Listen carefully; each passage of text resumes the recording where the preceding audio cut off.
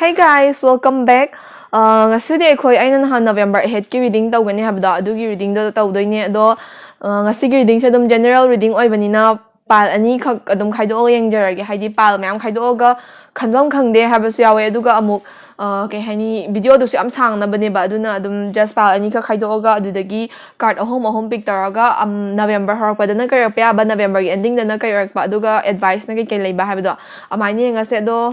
ngasi ningo chakaubanina mayam su ningo chakauba chati ba sangani chapi da ba sangani akhoi di chatre kausu kaudre mi leitaba yawbai ko aduda mina dum keraga gumba photo thagan pa aduda inaupi ga aiga dum wathi wariam oina sampungge da gesalaga samgade sangning mandana ko hapchallaga reels namba sanaro baneba aduda loirakpada video ju nam tho amage na ido namak paneba do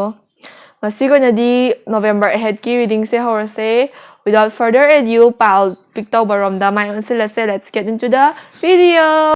Hojik mayam pal pick tawminar se pals ani thokna khaido e ahan basna A ani shubasna B haina lobiro natraga na idol figure sida karambana hen attract tawge habdu khallaga pal khanbiro. So pal A natraga na sigi tarot deck se khanbi basingdo adudugi like November ahead sida kai kai urapa ya habdu khoi hojik card che pick tawraga yengase.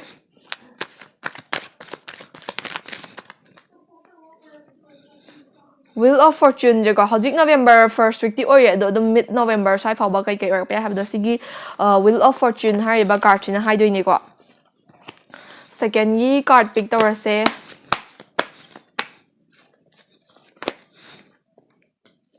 Princess of Pentacles harisina ending of November reverse ne ko siso aduga hojiki Wheel of Fortune do reverse ne ko aduga aroiba oina advice oina kai kai lege pal egi damangta habado yengase khitangdi problematic to oiba male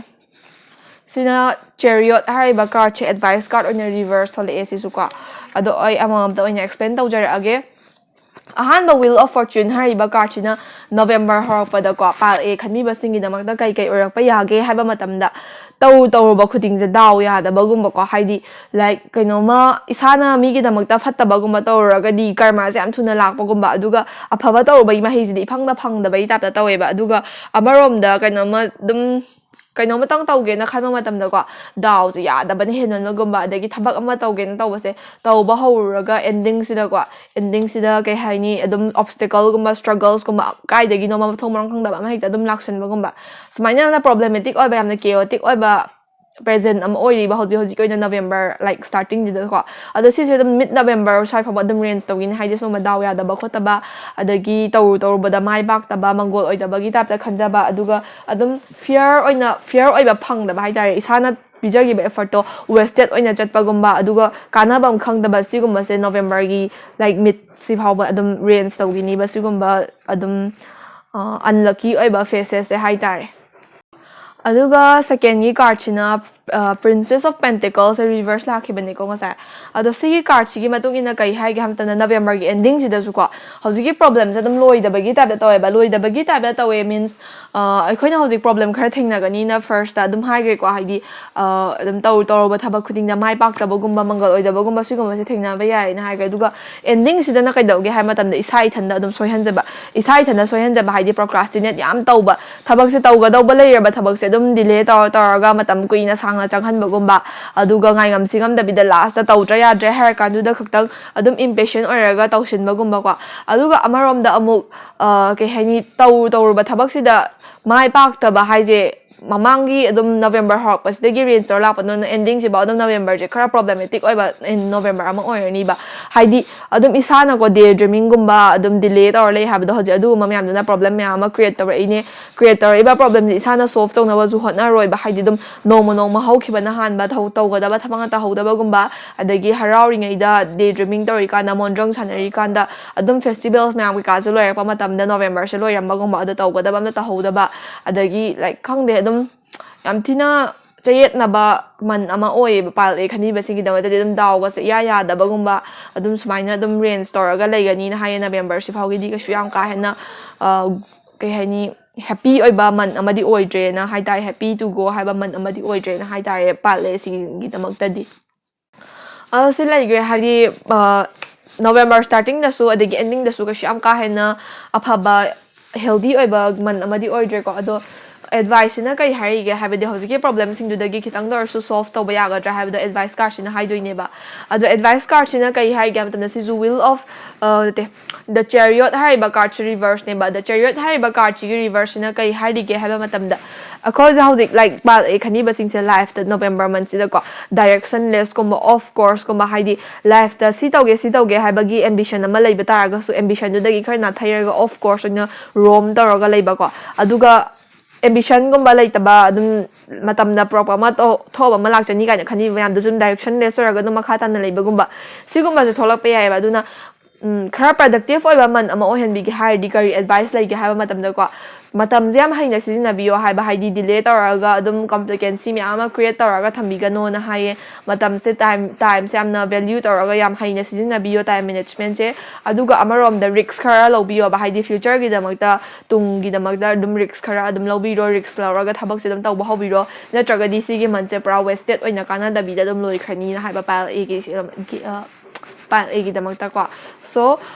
sidagi dum general reading oiraga su lawsin me haba advice dum lawsin biyo haidi yam kanna productive oiba man amo oidaba se kamaina productive oihan sige habado isage khota dum leire aduna delay taraga dum matam se hogi bana halan se traga na kitang hotnaraga productive oihan sira habado isana dum khanbiro so pal egi reading matang side lojare thank you for watching my video bye bye. So palbi khanbiba natragana sigi tarot deck se khanbiba singdo adudugi November head sida kai kai ora pa ya habagi reading da tawdoine ado akai hojik November gi first week first mid week mid November phaw hai tare ko haidi ado makhoi hojik November se hawre ai reading se dum kitang di thenge week ama mukte hawjale ado mid 15 of November dai phaw da kai kai oi bai habado adudo first card sin haidoine the first card is Ace of Swords hariba card reverse the pick tawreba ko the second the ending of November the kai kai pa ya haiba vision nama su yengase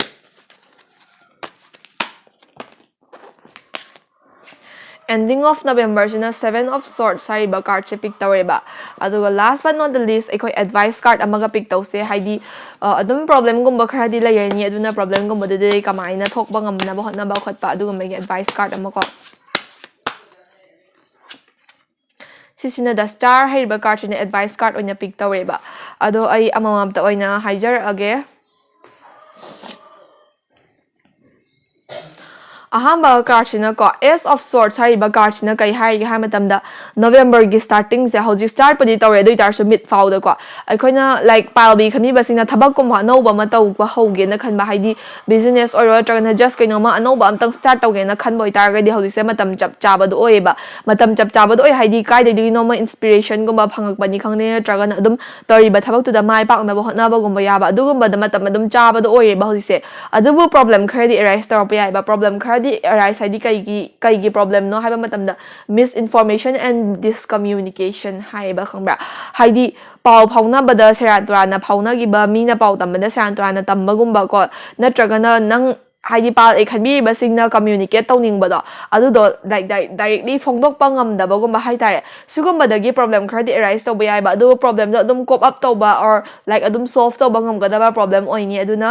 haidi starting of the November da dum tawning ba kainam tang start tawning ba gumba layraga di dum start to ba ho ba yare matam do chaba matam ama oire na haiba sigi like Ace of Swords hari ba card na ko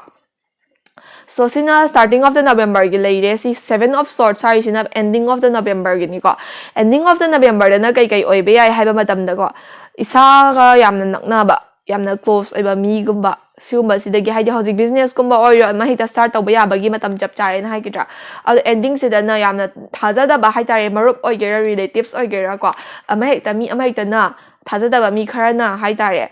dum backbite kumba tawba natraga na like thief kumba the cheating kumba haidi adum disloyal oi ba thaba khara tarap hai tare mang na bagi nam ta ko palbi khani ba singi mang na bagi damakta disloyal oi ba thabak natraga na cheat tar bagumba backbite tar bagumba natraga na maning da kanam tang haidi phatta na ba dum khara dis taram ba sigum ba se thegna ba yai ba aduna isagi business plan oro natraga na relationship matter oro mingon da yari ge share to topic no haidi sigum ba problem se da ge escape taw na bagi damakta mingon da yari ge share to topic no aduna low key oina grounded oina thamna ba hona biyo na hai ba sigi 7 of Swords hai ba card chi matungina ko haidi problem da ge avoid taw ba ngam na ba mingon da share to thotradi mina kaya kan kaya he na khang dragadi problem do arise tor pa da kitang dor su kak thaidana ko adugi wani da Aduga aroiba card china advice haitare ko advice for pile B gi damakta advice kai lege haiba matamda ko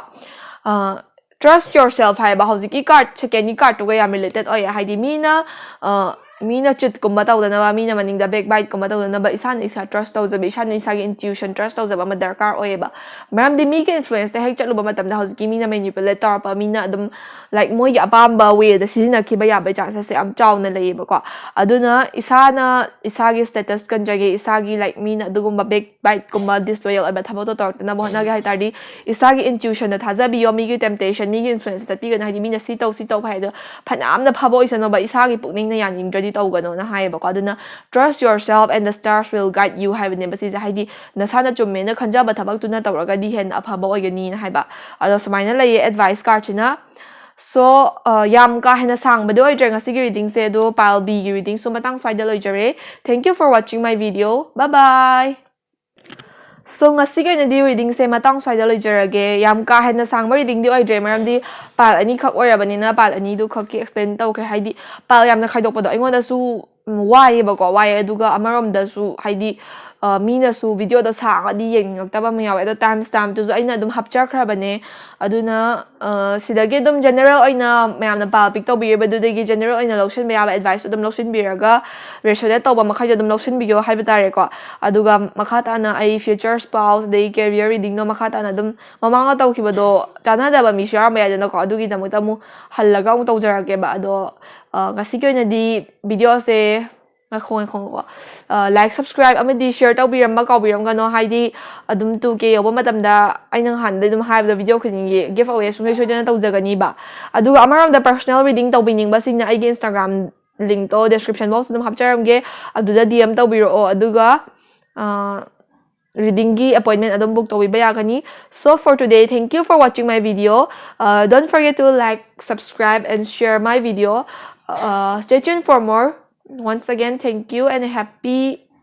November ahead to every one of you. So, bye-bye.